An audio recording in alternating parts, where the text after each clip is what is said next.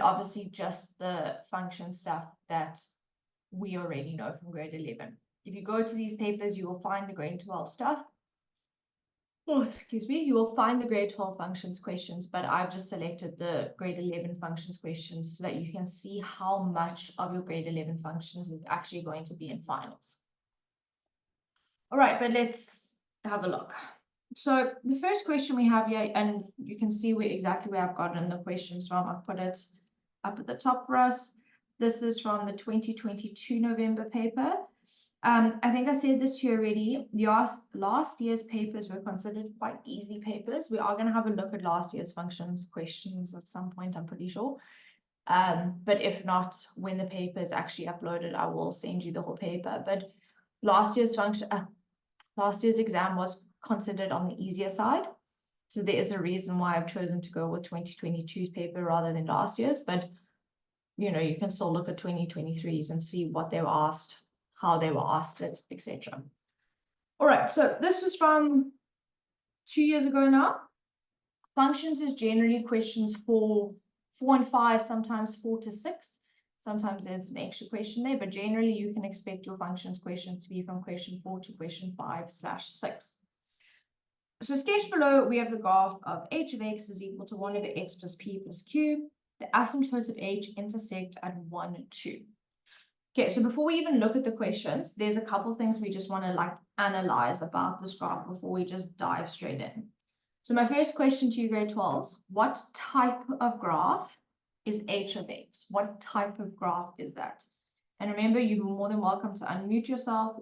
You can just put it in the chat if you don't want to unmute yourself, whichever you're more comfortable with, that's completely up to you. But again, what type of graph is h of x? Do you know what I'm trying to do here? What I'm trying to achieve? Nice, Brooklyn, nice, good, guys. Okay, so this is a hyperbola. Now, the reason I'm asking this question is because when you are given functions questions, that's the first thing you should do. What type of graph are you working with?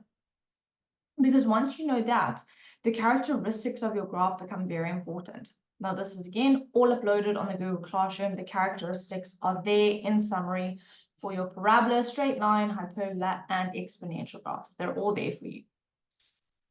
Okay, so we're going to take a little tangent here. We've got this hyperbola, and we've been given this function. So my second question to you is, what does the expression in the denominator represent? What transformation does it represent as happened to the graph? So let's say I worked out that that p-value was 7 or something, and it was 1 over x plus 7. What does that represent?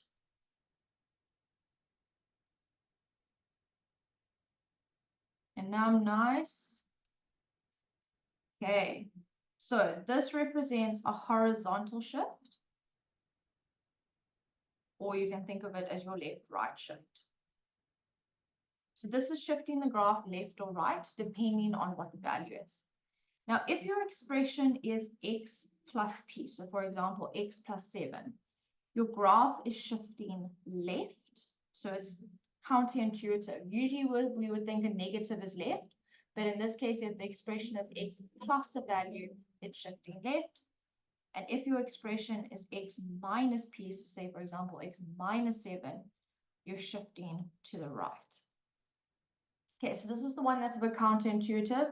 Logically, we would think left is shifting to the left. Negative is shifting to the left, but it's actually the other way around. Right, we've also been given this plus q at the end of my formula. Can anyone tell me what the plus q represents? What has happened to the graph if there's a plus, a constant? So let's say there was a plus 1, what's happened?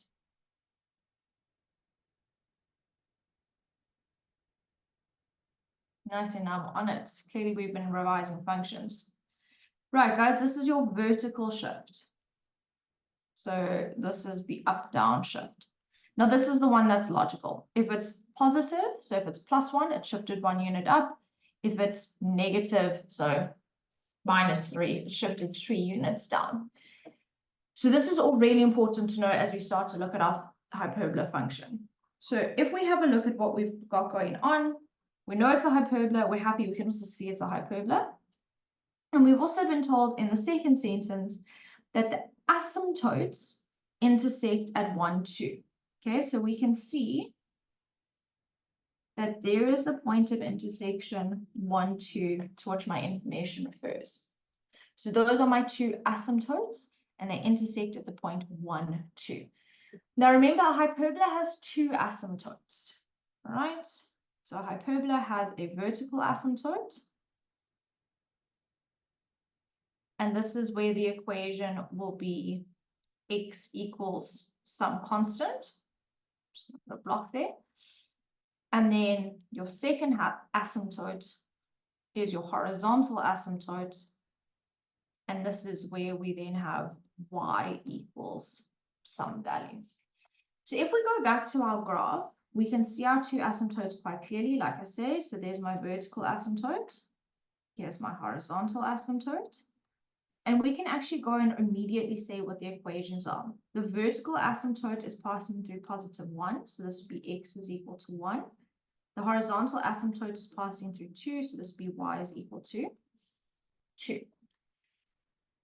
All right, so in the first question, it is asking us to write down the values of P and Q. Now, P and Q, as we've already discussed, represent your shifts.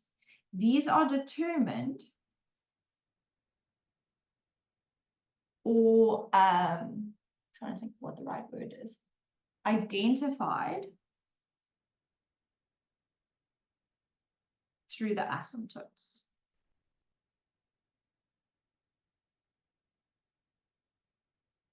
So remember, usually your graph would have an asymptote on the y-axis and on the x-axis. But because of the shift that this graph has undergone, those asymptotes are no longer at y equals 0 and x equals 0. So guys, just quickly on the chat, or again, welcome to unmute yourself.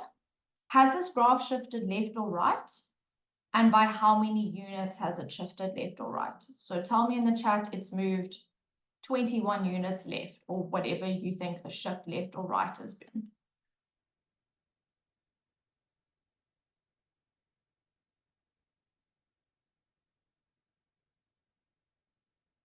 Tell me what the shift left or right has been. Has it gone left? Has it gone right? And by how many units?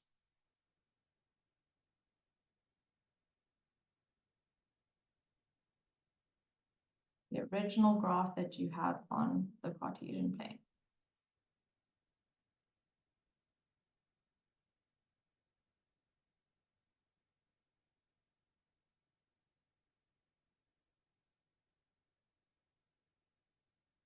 Nice. Okay, so the answer is shifted right by 1 unit. We can see that it's gone from, let's actually change the color here, from the sort of normal or parent asymptote of your y-axis. We can now see that it's gone 1 unit to the right, so it shifted 1 unit right. Now remember, that expression in the denominator must represent that. What that means, therefore, is that p-value has to be a -1, because when you sub it into that expression, we want x minus 1 in order to represent that shift 1 unit right. So p is equal to -1. How many units up or down has the graph been shifted? So has it gone up? Has it gone down? And by how many units?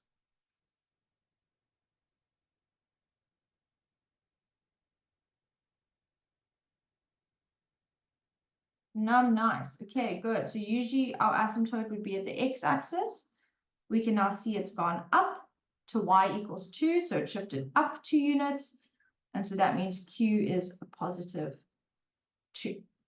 So just remember, shift left or right, the sign will be opposite to what you think it should be. So a shift left is positive, shift right is negative. That's how I knew this p had to be a -1.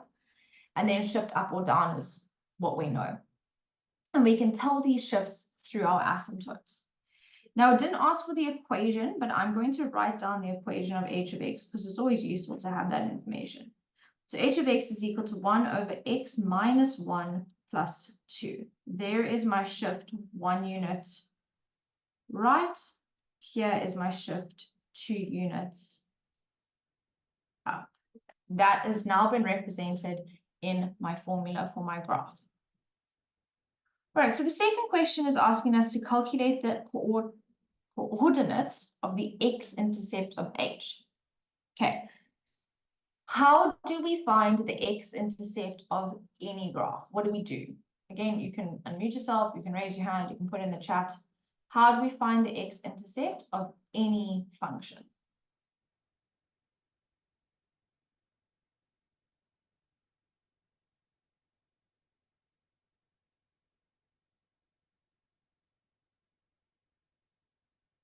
Nam, Morgan, Amanda, amazing. Okay, good.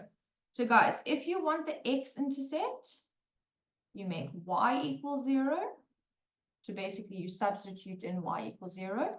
If you want the y-intercept, you make x equals 0. Right, so this is something you should know. This is something you need to remember because we expect you to be able to find these intercepts. So we want the x-intercept. So this is where y is equal to 0. Now, this is of the original hyperbola that I'm working with. So it's a good thing that I wrote down my equation, h of x, because I now need to use this equation and substitute in y equals 0. Now, remember, h of x is a fancy way of saying y. So that's where we're going to substitute in our 0 is equal to 1 over x minus 1 plus 2. Now, remember, essentially what you're doing is you're wanting to find an LCD.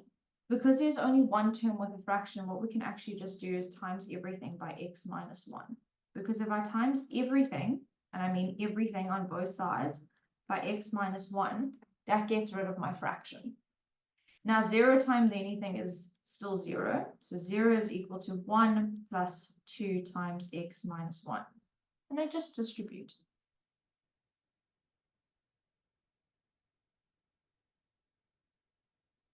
I'll distribute 2.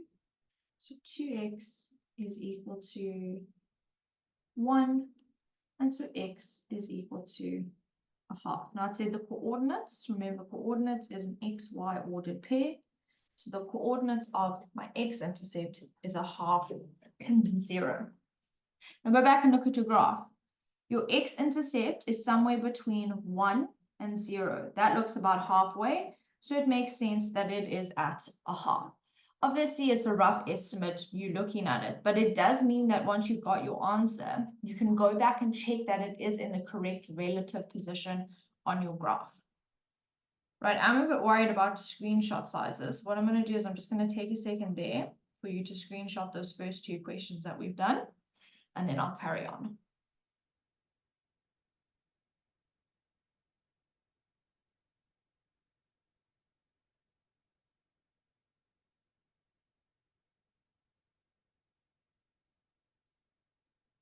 Right, and remember, Gary told us as we're going along, if you have questions, just ask. Whether it's an unmute, a hand up, or a question on the chat, please ask. All right, so question 4.1.3 is asking us to write down the x-coordinate of the x-intercept of g if g of x is equal to h of x plus 3. Okay, now these are questions that often stump us because we don't actually know what it's saying. So there's a couple of different ways that you can go about this. Option 1 is to understand what is this actually saying to me. So this x plus 3, what is this actually saying to me? This is actually saying to me that h, the original graph of h, has shifted 3 units left. Right, how do I know that? Because remember, the x plus p expression means that I'm shifting to the left. Because it's x plus 3, I'm taking what graph h originally was and I'm shifting it 3 units left. Now, what that means is that everything of my graph must shift left as well by 3 units. We have just worked out the original x-intercept of h. So h of x is x-intercept. We've just worked out to be at a half 0. So I'm just going to go back up to my graph. Here it is. Let's take some of the colors that we have going on. Here's my x-intercept at 1/2, 0. Because my graph is now shifting 3 units to the left according to the question, 1/2 a unit to the left is to 0, so 1 unit to the left is to 1. Sorry, -1/2. Another unit, -1.5. Another unit, -2.5. This is 1, 2, 3 units to the left, because remember each of these is a half. And so where I end up is at -2.5. Now remember, your graph doesn't change in size. If you're going to shift left, everything shifts left. If you're going to shift right, everything shifts right. If you're going to go up, everything shifts up. So because we originally knew where our x-intercept was, we can just shift it according to the transformation. And so what that means is that h of x plus 3 will now have an x-intercept at -2.5, 0. Obviously, if you write that as -5/2, that is absolutely fine. Now, you don't have to do it like that. If that doesn't make sense to you, that's absolutely fine. What you need to remember is that whatever's in these brackets, so this x plus 3 is an x value. So we have h of x is equal to 1/x minus 1 plus 2. What you can actually do is you can take this x plus 3 and you can substitute it in place of x to get the new equation. So that would mean g of x is equal to 1/x plus 3 minus 1 plus 2.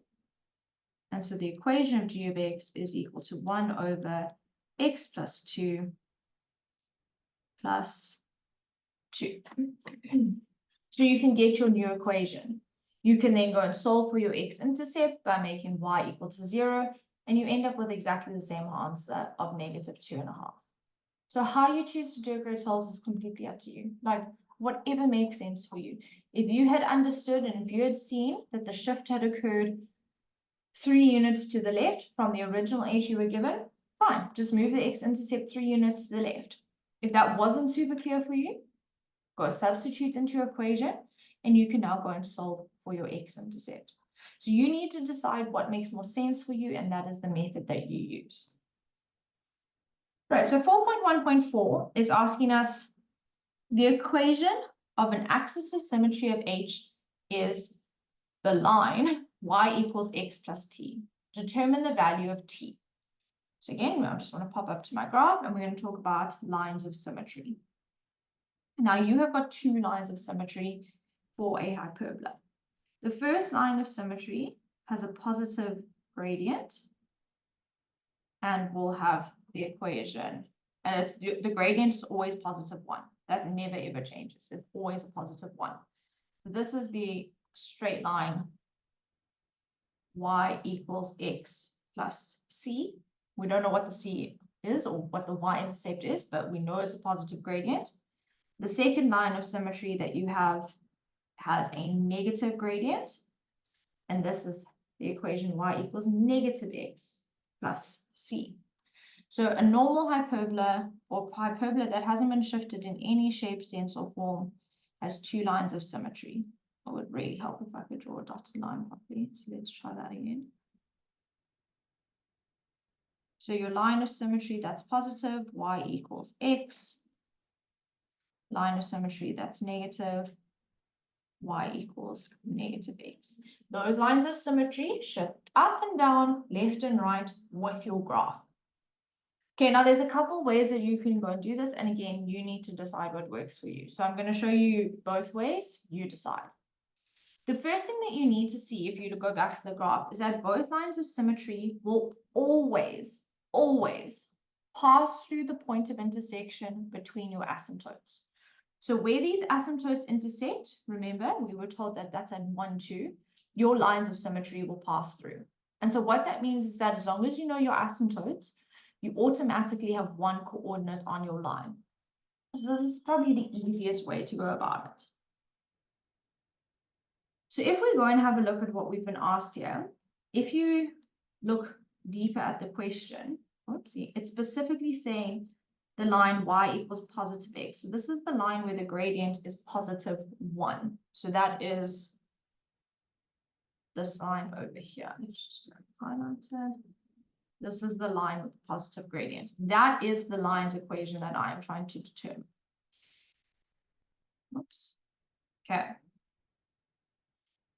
So y is equal to x plus t. We know that it passes through the point 1, 2, because that is my point of intersection between my asymptotes. So I can substitute that in. 2 is equal to 1 plus t, which means t is equal to 1. That's all we were asked to do. We weren't asked to find the equation. We were just asked to find t. And so that's all we need to do. The second option, and I've always done the second option, but it's actually a little bit more complicated, is to go back to your original equation. And like I said, this graph will shift up and down, and the lines of symmetry shift up and down with it. So what that means is we've got this line y is equal to x plus t.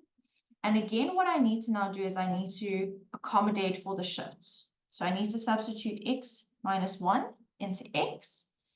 And I need to go ahead and add 2 to show that it is shifted 2 units up.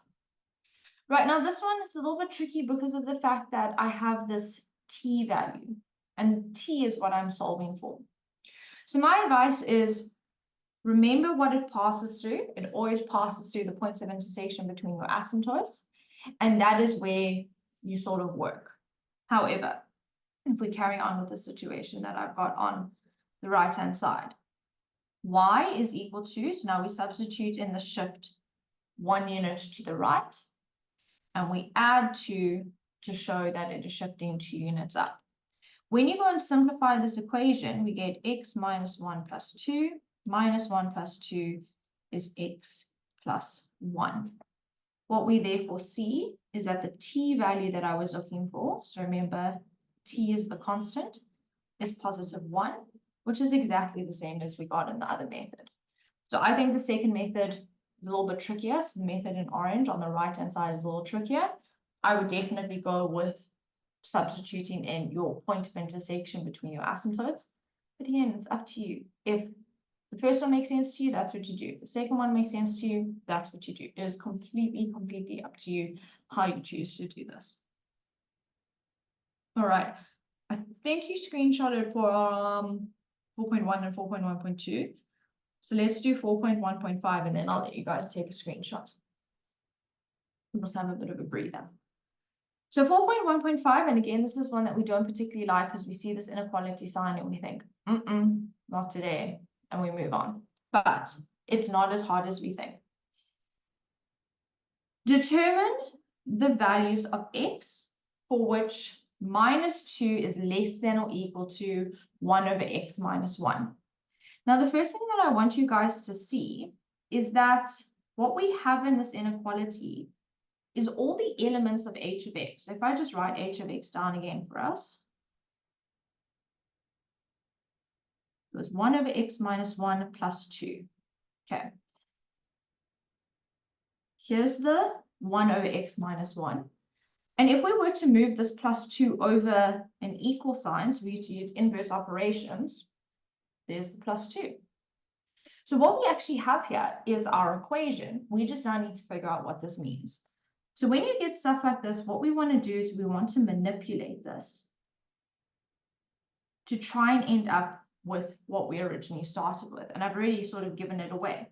If I take this negative 2 and I move it over my inequality sign, I'm going to have 0 is less than or equal to 1 over x minus 1 plus 2. And again, if you now have a look at what your original expression for h of x was, which is now what I've got here in pink, I have now managed to manipulate this inequality to reflect that. And so now what this inequality is actually saying to me is, where is the hyperbola greater than or equal to 0? Because remember, here's your hyperbola. Crocodile mouth is eating the hyperbola, so that's greater than. Now, when it asks you inequalities like this, now I know we don't like these inequalities, but we do have to be able to do them. when it asks you where is the graph greater than or equal to 0, we want to find all of the y values that are positive. So this inequality is asking me for the positive y values. So we go to our graph. Go back up to our graph. Here we are. We're looking for all of the y values of our hyperbola that are positive. Now remember, your positive y values are all of the values above your x-axis. So this would be all of these y values of this arm all the way until I get to my x-intercept. And it would be all of these y values of the second arm of my hyperbola. All of those are positive y values. So all of those need to fit into my inequality. Okay, so I'm just going to write this answer here and then I'll go down. If we consider this first section over here, these are all the x values from negative infinity, because that arm just keeps going, all the way up to positive a half. Now it's not positive a half, yes, positive a half, sorry. I'll help if I drew my line properly here. All the way up to here. So all the way up to positive a half. Because remember, positive half was that x-intercept. So the inequality, or the answer I can write down to represent that arm, would be, and you've got two options here, either x less than equal to a half, if you prefer an inequality, or if you prefer interval notation, x element of negative infinity to positive a half. And we include positive a half because that's where it's equal to 0. When it then comes to this arm on the right-hand side of my graph, these are all my values from my asymptote, which is 1, all the way up to positive infinity. So x greater than 1, or x is an element of, oops, let's do this. Let's fix that weird looking x. X is an element of positive 1 up to infinity. Now we don't include that positive 1 because it's an asymptote. We can't include it. The graph doesn't exist at the asymptote. And so when you write down these answers, please make sure you're either picking interval notation or inequality. It doesn't really matter which. And again, don't panic when you see an inequality. Break it down. What is it actually asking you to do? So I'm just going to write those answers by the question so that you do have them when you take a screenshot. So this was where x is less than equal to a half, or where x is greater than 1. If you want interval notation, x element of negative infinity to a half, and x element of 1 to positive infinity. When you are writing interval notation, so this is interval notation, you always start with the smallest number up to the biggest number. So that's why I started at negative infinity and went up to a half, because half was the bigger of the two numbers. So I started at 1 up to positive infinity, because positive infinity is the bigger of the two numbers. So that's how we write interval notation. All right, so let's take a screenshot. Just correct me if I'm wrong, guys. I'm pretty sure you screenshotted 4.1.1 and 4.1.2. So you need 4.1.3 to 4.1.5. Just gonna take a second. You take a second. So let's take it just a 2-minute breather. If anyone has any questions, now's the time to ask me. Otherwise, I'm going to move on to question 4 after 2-minute breather.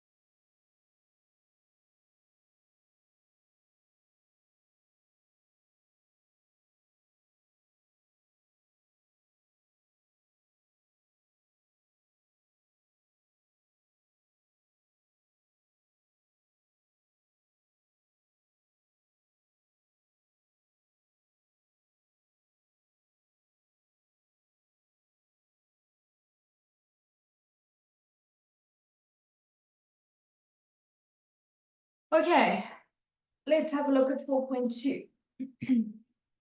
Right, so 4.2 says the following. The graphs of f of x equals x squared minus 4x minus 5 and g of x is equal to a times 2 to the power x plus q are sketched below.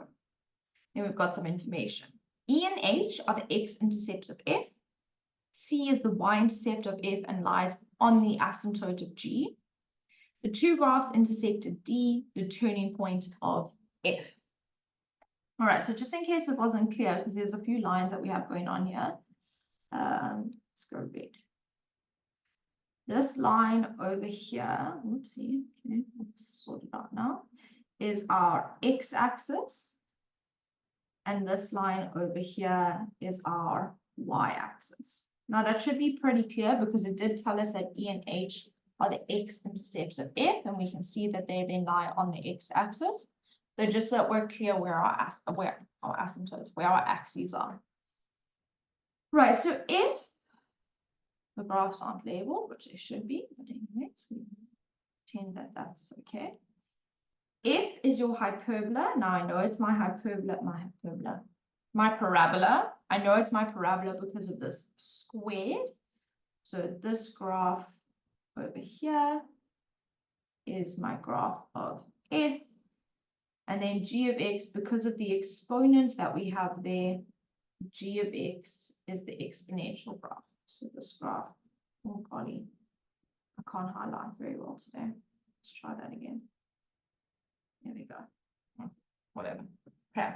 So we've got those two graphs. We've been given the information that we have, and now we have to answer some questions on it. The first question that we have been asked is write down the y coordinate of C.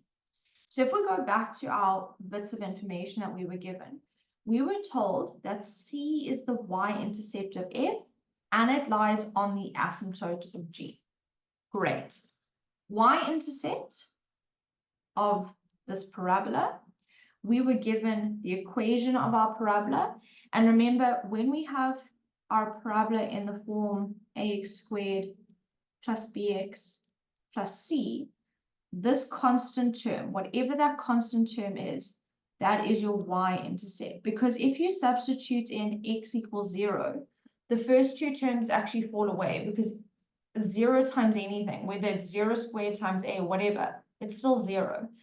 So when we have our parabola in this form ax squared plus bx plus c, we actually automatically know what our y-intercept is. And so the y-coordinate of c here is -5. I don't have to do any thinking. I don't have to do any calculating. This coordinate c is 0, -5. Now, that is a question essentially testing whether you understand the format of your parabola, whether you understand that that constant gives you the y-intercept. Okay, it's nice and easy. I've got a coordinate. What I like to do as I go along, and you saw it in the last question as well, I like to fill information on my graph as I go. It just means that I've got more information to work with as I move on in my questions. Right, 4.2.2 says determine the coordinates of D. Now again, if we go back to the information we were given, they told us what D is. They told us that D is a point of intersection between the two graphs, as well as the turning point of F. So D is down here. It's the turning point, so easy enough to go and work out. And again, because of the format you've been given your graph, f of x is equal to x squared minus 4x minus 5, it's easy enough to go and work out what your turning point is. So from this, please remember that, no, okay, no. There we go. The x-coordinate of your turning point can be found by using the little formula minus b over 2a. So that's what I'm going to do. X of my turning point is equal to minus, now remember this -4 is b, the coefficient to x squared is a, the -5 is c, but I don't really care about c here. So minus -4 minus b over 2 times a, which is 2 times 1. That means the x-coordinate of my turning point is 4 divided by 2, which is 2. And then I just substitute 2 back into my equation. So f of 2 is equal to 2 squared minus 4 times 2 minus 5. And so that therefore means that where x is equal to 2, y is equal to negative 9. Now again, just go look at your graph. Does that make sense? Yeah, it does make sense that d is positive x at 2. Oh, why do you hate me, silly thing? Oh God, I'm sorry guys. Technology is rebelling against me tonight. Okay, so let's try that again. It makes sense that d is at a positive 2. And it makes sense that d is at negative 9. Just based on where the turning point is on my graph, the answers that I'm getting do make sense, so I'm happy with what I've got. So d is at 2, negative 9. Now, grade 12s, if you wanted to complete the square, so if you wanted to take this expression x squared minus 4x minus 5, and you wanted to complete the square, that's fine. I'm going to be honest, I would never, ever, ever choose to complete the square just because it's something that we think we can't do and we struggle with, and so there's no point in trying to complete it. However, if you want to, that's fine. If you wanted to complete the square, remember these first two terms will form your square bracket, so x minus, and we take half of this middle term, so x minus 2 squared. We've still got the minus 5 there, so I'm going to leave it there, but I need to remember what I'm adding because of the square bracket. So if you were to distribute this, this would be x squared minus 4x plus 4. Here's the x squared and the 4x from our original expression. I'm adding a 4. So I need to add a 4 and subtract a 4 in order to keep the equation meaning the same thing. Now, this bracket squared is essentially forming that trinomial there. So what we end up with, once we've completed the square, is the x minus 2 squared. That includes the plus 4 that I added. And so my constant now becomes negative 9. Now remember, in this form of your parabola, the bracket squared minus q, what you are being told is your turning point. So your turning point here is negative 2, is 2, negative 9. Because remember that negative 2 is actually a positive. It's moved 2 units, right? So you get the same answer. If you want to complete the square, complete the square. Like I said, I would never choose to complete the square unless the instruction specifically said by completing the square. But if you enjoy completing the square and it's something you're comfortable with, by all means do it, whatever you want. I'm just going to make more note here. Complete the square. Personally, my go-to is always this formula. I find it a lot easier than anything else, but it's completely up to you. All right, so just because otherwise it's going to get very small to try and screenshot. Take a screenshot of those first two questions. And then I'll move on to 4.2.3. You can see 4.2.3 there says determine the values of A and Q. And if you feel comfortable and if you feel confident, you're more than welcome to get started on it. But I am going to have a look in a few seconds.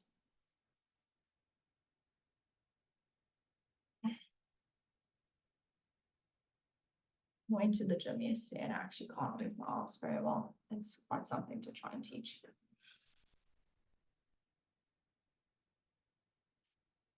Okay.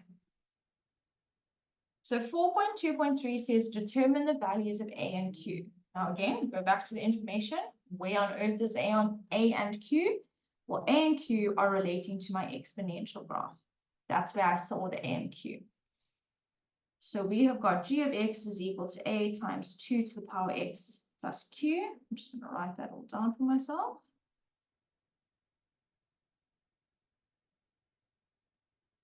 And they want a and q. Now, remember, again, if we go back up to the information of the question, this y-intercept that we worked out passes through the asymptote or lies on the asymptote of g.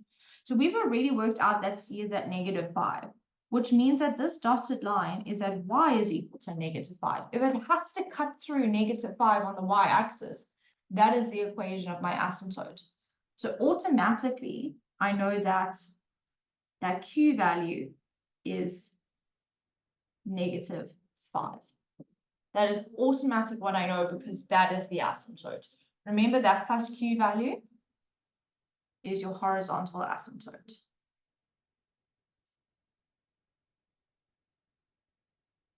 Great, so the only thing I actually have to calculate or sort of do any working out for is my value of A. Now, if I go back up to my graph, we have just worked out that D is at 2, -9. If you look at the point D is a point of intersection between both graphs. So I actually know that D falls on this graph as well. And I'm going to substitute in the coordinates of D in order to solve for A. So that means I've got -9 is equal to A times 2 to the power 2 minus 5, because I'm subbing in 2 for X and -9 for Y. I'm going to bring that -5 over, so add 5 on both sides, leave me with -4 is equal to A times 2 squared is 4. So if I neaten this whole situation up, I've got -4 is equal to 4A. If I divide both sides by 4, A is equal to -1. So I've got my value of A. I worked out that my value of Q is -5. That's all I was asked to do. Again, I would obviously write down what the equation is, just in case I need it. You don't have to put the brackets around the 2.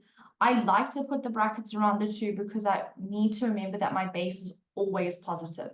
So I like to just put brackets around the base because your base is always positive. It's the coefficient, so that -1 in front of the bracket, that can be negative. If you don't want to, you don't have to. It's completely up to you. But we have found the values of A and Q, so we're sorted there. Now that we have the values of A and Q, we've been asked to write down the range of G. So remember, G is my purple graph.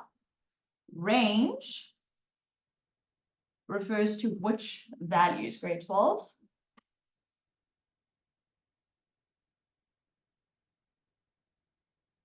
So when I ask you for the range, what values am I asking you to refer to?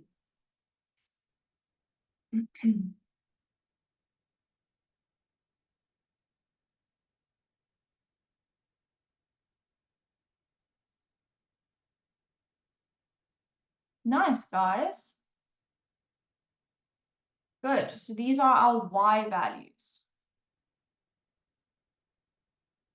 Right, so if we go and have a look at the Y values for which this graph exists, all the way down to -infinity, I'm going to find graph, because this graph is going to keep going. So all the way down, -infinity on my Y, I'm going to find graph. This goes all the way up until I hit my asymptote. There is no graph above that asymptote. There is no exponential above that asymptote. It only exists from Y equals -5 to -infinity. And that is what my range needs to represent.